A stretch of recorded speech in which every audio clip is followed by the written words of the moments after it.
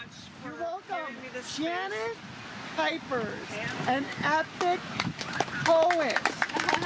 We met back in, I first saw Janet performing at Yammer, which was hosted by Lisa Heminger. Lisa started that reading in 1997, the summer of 97. 95. No, she started in 97. I heard from her yesterday. I asked her. I said, when did you start Yammer? I'm going to take bets because I was there for years with people. No, because I did my I was written about in 96, and she hadn't started about in 96. I was going to Ireland with the International Society for Child Abuse and Neglect, and she said, I want to start poetry reading here. And I said, let's do it. And she started it at a place called the Lighthouse, and it didn't work. So then she went to the place on Southport, Joy Blue, where she started Yammer.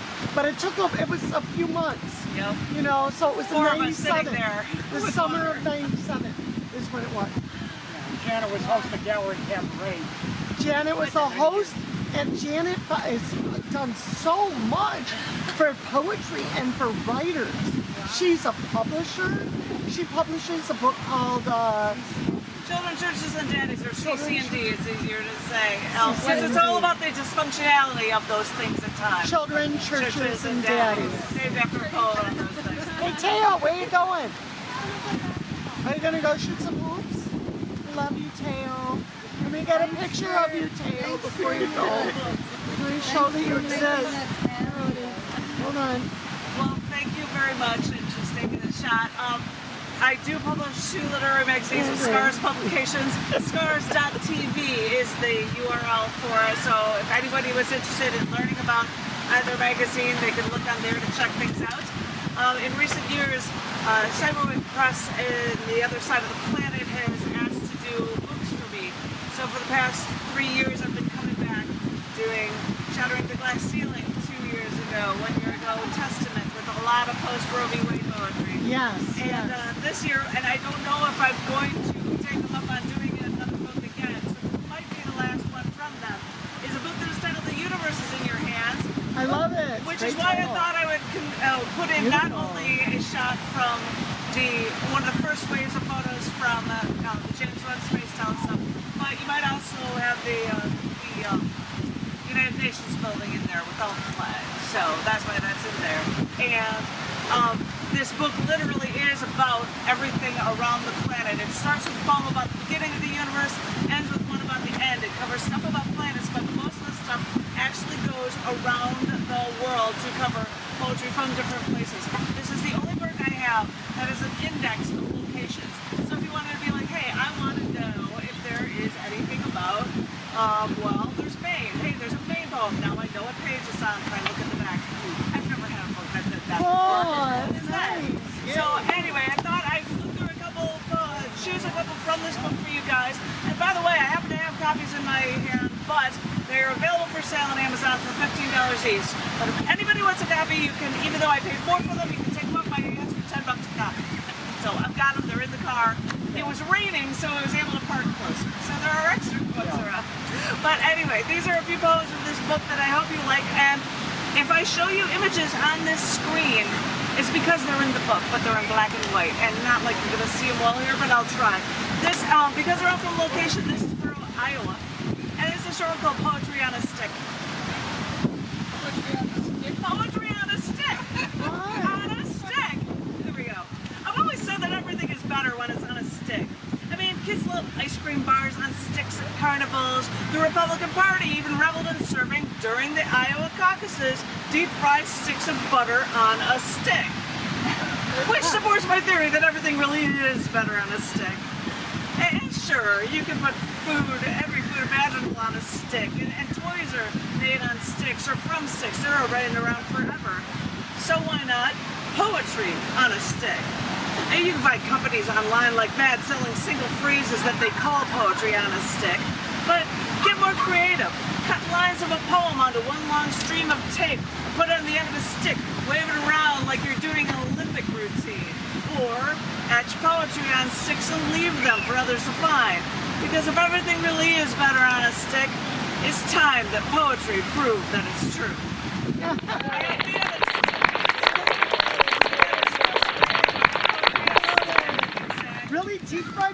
on a stick? They had deep fried butter on a stick. worse It had to be frozen, and they had to put a coating on it, coating or something. And then the Republicans are like, yum, oh, butter. I don't know. But there you go. This one also has a poem at the end, although it is not the same whale in the poem. This was actually for the Pacific Ocean. As I told you, I talk about all around the world. I've got one for the Pacific Ocean, and this one is titled Uniqueness Finds Love. Pacing inside my walls, I was trapped in this cage after hearing the news of one lonesome whale roaming the Pacific with a 52 hertz mating call, higher than what any other male could hear. Discovered by naval researchers, this one whale pulled on the heartstrings of many generations because we all too painfully know that loneliness and that desperation. Can anyone hear our pleas? Pandemics force us into isolation, which further restricts any chance for connection. Days become years as we are forced into this separation, and we suddenly now connect to this one lonesome whale. So, in our new isolation, we sit in our boxes, type questions in our internet corporate Big Brother, and realize we're not alone in loss. As newspapers share, musicians croon, and researchers search to no avail, until they found audio records of that one singular sound in two places. There was another. Without finding the whale, they instead found hope, because no matter who you are, no one is truly alone.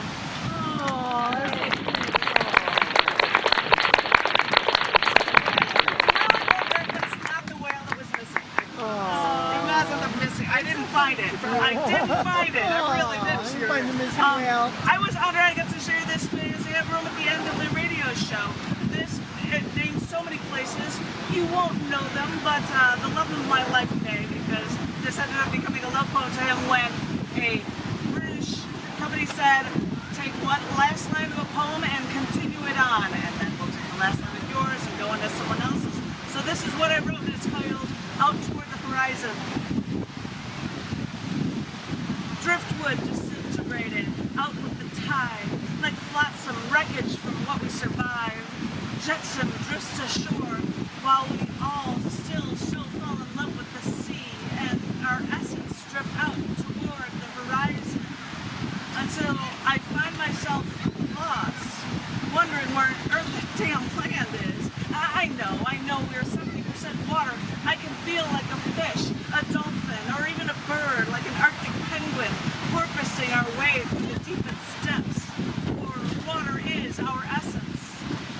Too many times that ocean called out to me, and I dove in, head first, swimming out too far, until violent waves came, crashing into me, capsizing me deep into the sea, forcing down into my throat an ocean of traumas, past, present, future, until I suddenly wonder if it matters if it rains, treading water, a cyclone, hurricane, typhoon swirls inside me, until water overwhelms me. I start randomly swimming, look for land, pick a direction, try to find that edge. They say that land is vast, but this water seems endless. So I start to panic, and that is when I realize that the edge is right there. Is it dirt? Is it sand? When I finally get there, I see the wrinkles in your cupped hands, holding that water, holding that world, and now it all suddenly comes flooding back. You saved me again like I saved you before. Our souls intertwine. We've lived for eons nourishing each other, from climbing the Alps to following Darwin. Arbach Mark Fry, wrought iron gates rattle in our hands. We shiver through the midnight South Pole winds, make music before the 1 a.m. Arctic aurora borealis. So what if armed Russian guards watched us? Don't cry for me. Throughout the hemisphere emperors throughout history. We've stepped over those gold bars to emperors' rooms. For, as I said, we've lived for eons nourishing each other. And now it is your turn to hold that water. Let me swim to your hands until I climb out, jump onto your earth, stand. You then turn your hands, spill that water, and finally embrace me. Aww.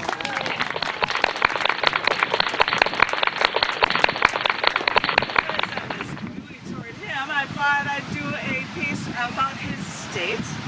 This was for Pennsylvania. It's a short but sweet one. And there's a picture in here, but it's titled Finally Found Home. We were outside at nights in Fairhope, under an intricate quilt of stars in the sky. Lying on the grass, stars blanketing us, resting my head on your shoulder, feeling I finally found home. You signaled in silence as a leg length away, a deer walked by, unnoticing, unconcerned, then it saw me, turned, and sprinted away. Oh my gosh. No, it's not the same one. I would have caught it on film. Not done yet. Not done yet. Was it fear that they felt? For I fear they felt it from me, and never were they more safe. Looking back, all I could think was, why does a perfect moment have to end? Yeah. Sorry, I showed a photo of the middle. Didn't mean to confuse you, but the deer ran away. I had to show it then. I wanted to share this poem at every single feature I've done, so a few of you over on this side have heard it, but I love it, and I hope you do too. I have two poems for Chicago in here. This is one of them, and this one is titled Big Shoulders. This was her home. This poet went to Carl Sandburg High, but her friend Brian lived further south. And one summer day, she sat in his car as he excitedly told her he wanted to show her something. She didn't know where they were going. Her tension mounted as his anticipation grew, driving further and further south and east than either one of their high schools. Now remember, this was back in the day when Tinley Park was not congested, and there were still abandoned blocks before the town is now always under construction, and ugly buildings littered the landscape. Brian finally pulled over, told her to get out of the car, and they walked through the gravel till trees cleared at one spot along the horizon. He stopped. Stop. Look over there, he said as he pointed his finger to a tiny space between the trees. This poet from Carl Sandburg High saw the skyline of downtown Chicago with high-rises glistening like diamonds in the rough. This Chicago skyline was just south of where Carl Sandburg once lived. This poet smiled, stared a while, and made the decision right then and there that this was her destination. This was where she was meant to be. She was not there yet, but this stormy, brawling city of big shoulders, this was her home.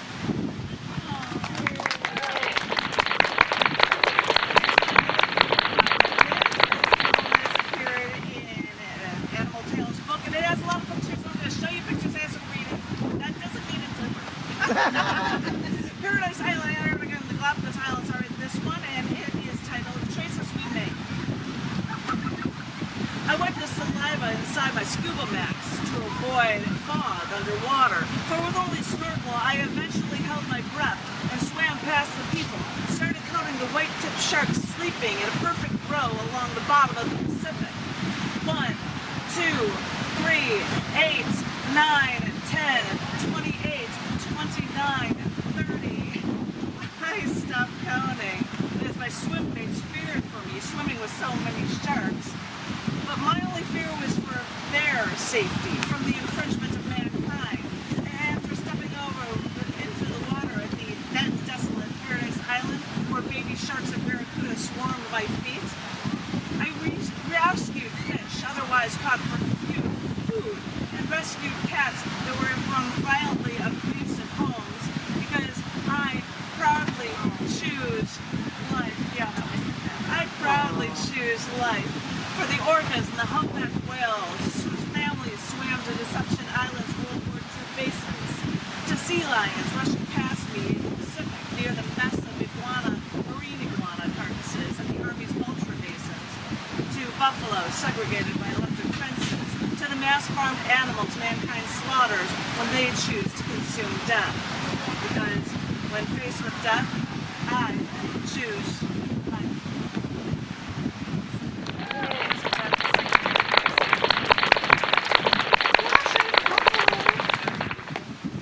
This one has a couple of pictures throughout, two of them. This one is from Panama and is culture woven into cloth. The old man would collect at the rec hall. Some nights play pool at the pool table. Ira would join them on some nights, but he would bring his own pool cue, adorned with Panamanian art, before he would screw together the halves of his custom pool cue and let the games begin. Call him Ira, of course, but he was also Doc, serving in the U.S. Army as their doctor in Panama, as troops were stationed there for decades. Most who served won't speak of atrocities they may have seen, but with Ira and his wife Betty, all you heard about was living around and learning from the Panama locals. Although the sexes were more segregated there than in the States, and keep in mind that this was in the mid-1900s too, but fresh fruits and vegetables were so much more abundant there, and while appreciating space, there was still a deep attachment to nature. Betty would also see the women diligently weaving thread and cloth into colorful, beautiful mola, handmade emblems depicting Mother Nature.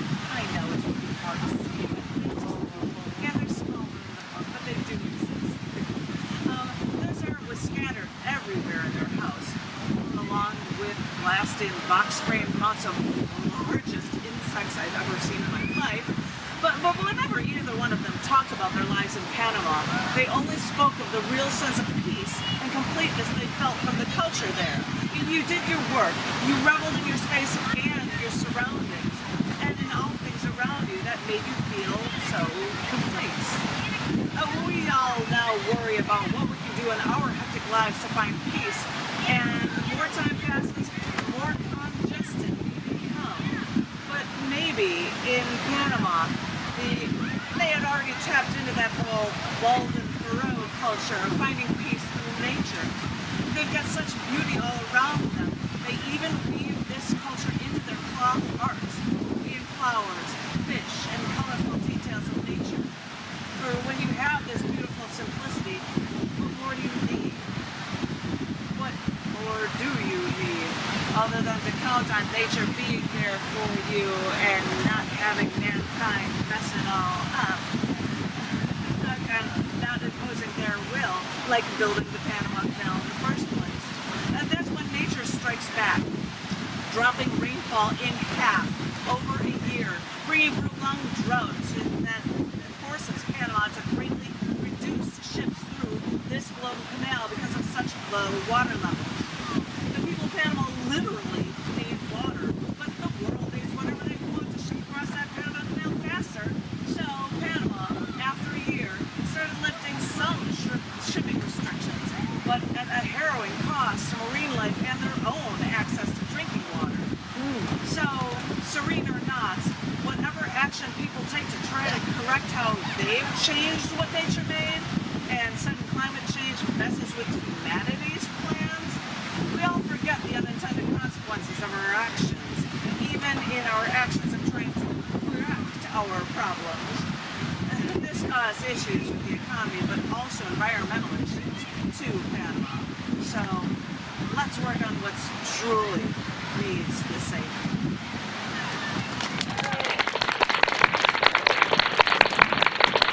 This is a short one. I had to put it here because we're on the beach. It's titled One Summer, Arizona. I met your roommate from your friends. We drink iced mochas on the coffee plantation due to the Arizona heat. One lonely afternoon, I walked to your apartment's pool area to catch a few rays. Since it was just after lunch, I thought I smelled something grilling, sizzling. So I looked in all directions to see who was barbecuing. No one was in sight, I turned my head down in that heat and I inhaled. And I realized I was smelling my own burning flesh. Hi.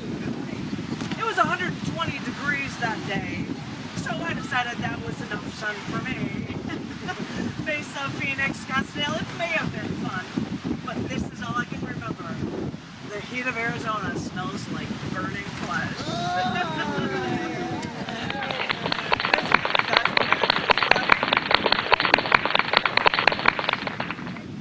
Yeah. You don't realize I'm like, what am I smelling? Well, I it's wasn't like out the there. opposite. You get your sword, you don't realize you're freezing.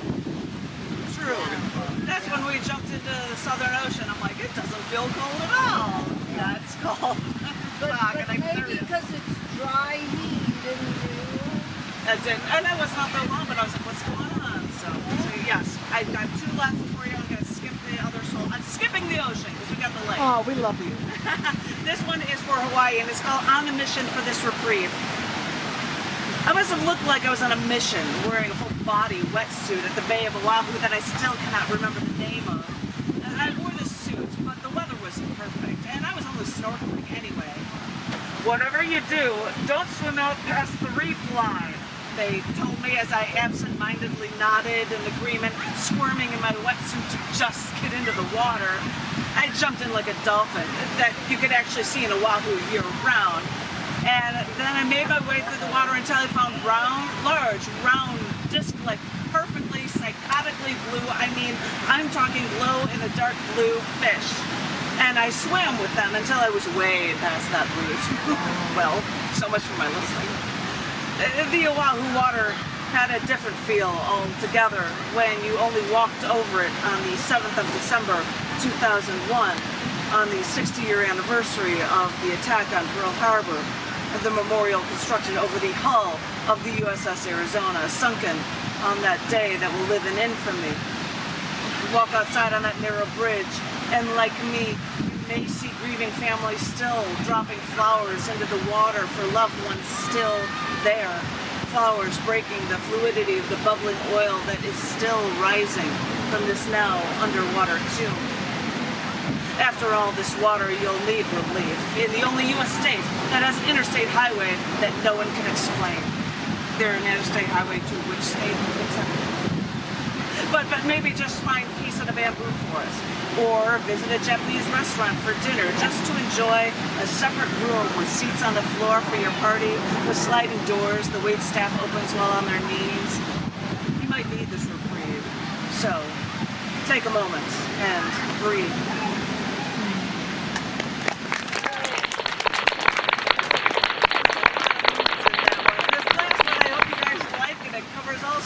Stuff, and this one is titled Original Snowbirds. This is for Hawaii and Alaska. I'd like to tell you a story about a bird. It's fair to say that this is the original snowbird. In Hawaii, the kalea is a Pacific golden plover. These foraging birds hang out in Hawaii until it is spring, where they've fattened up for their over 2,000-mile non-stop flight to Alaska. They have no waterproofing on their feathers, so they don't rest or fly for 3 days straight. And fossils found on Oahu even revealed that these plovers have done this 120,000 years. Wow. Because in the spring they fly up north, and these birds spend 3 months in Alaska. They reclaim last year's breeding grounds and incubate eggs, hatching in 25 days.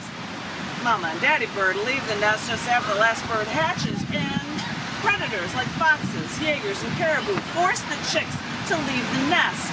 In barely a month, these chicks can then fly come August, which is when the parents then leave. Because now, these adult plovers, they eat like mad. They gain 50% of their body fat, so they have the fuel for their 3-day flight over 2,000 miles to their Hawaiian home. Yeah, you heard me right. Every spring, these Pacific golden plovers, after bulking up, make a 3-day non-stop flight up north and lose 50% of their body mass doing it. And right after their chicks are ready to fly and they've bulked up enough once more, they leave their babies to fend for themselves. Because these little ones can't make the flight. They don't have the bulk to make the trip. And they never even learn how to navigate with the Alaska summers. They've never even seen stars or even a night sky sky at all until they fly south. Because maybe the baby plovers use Earth's magnetic field, because it's a miracle when they do reach Hawaii. But I've been told that when they return, they arrive in Hawaii at the exact same spot, year after year, for up to 20 years, and annually are welcomed by the natives. We think we understand the seasons, but in Hawaii, they mark the seasons by the coming and going of the kolea, the Hawaiian word that mimics the sounds of the Pacific golden plovers, the parents and their babies, because they mark the passage of time.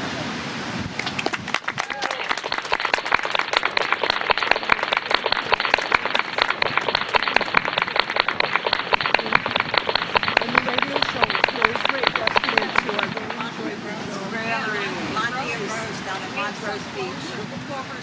Yeah, we have plovers here. Yeah, they're They're called Montrose. yeah.